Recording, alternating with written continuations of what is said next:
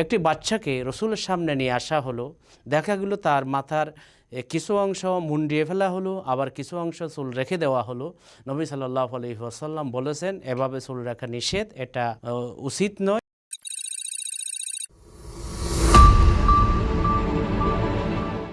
আসসালামু আলাইকুম ওয়া রাহমাতুল্লাহি ওয়া বারাকাতুহু। ইন্নাল হামদালিল্লাহ ওয়াসসালাতু ওয়াসসালামু আলা মান লা নাবিয়্যা বা'দা, আম্মা বাদ। সুপ্রিয় দর্শক, মানাহিল টিভির পক্ষ থেকে আপনাদেরকে স্বাগতম। আজকে আমি একটি বিষয় নিয়ে আলোচনা করব, সেটা হলো ইসলামে চুল রাখার পদ্ধতি।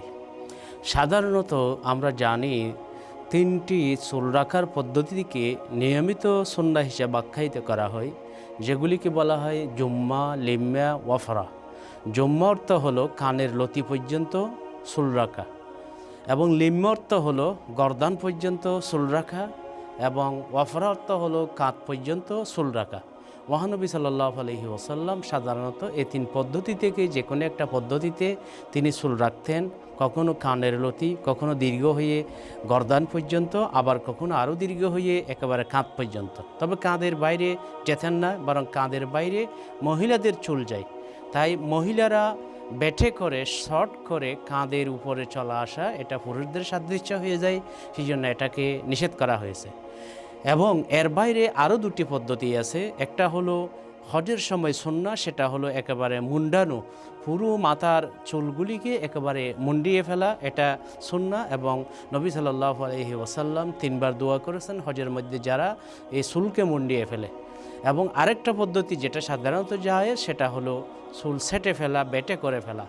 যারা হজ করতে যায় তারা যদি মুন্ডাতে না চায়, তাহলে তারা আঙ্গুলের একেবারে মাথা পরিমাণ সামান্য কেটে ফেলবে। এভাবে হজের এহরাম থেকে তারা বের হয়ে আসতে পারবে, উমরার এহরাম থেকে বের হয়ে আসতে পারবে। পঞ্চম একটা পদ্ধতি আছে যেটা হাদিসের মধ্যে নিষেধ করা হয়েছে, সেই পদ্ধতিটা হলো কাজা। কফ জা আইন। কাজা শব্দের অর্থ হলো যে মাথার কিছু অংশে চুল রাখা এবং কিছু অংশে মুন্ডানো। একটি বাচ্চাকে রসুলের সামনে নিয়ে আসা হলো। দেখা গেল তার মাথার কিছু অংশ মুন্ডিয়ে ফেলা হলো, আবার কিছু অংশ চুল রেখে দেওয়া হলো। নবী সাল্লাল্লাহু আলাইহি ওয়াসাল্লাম বলেছেন এভাবে চুল রাখা নিষেধ, এটা উচিত নয়, এটা ঠিক নয়।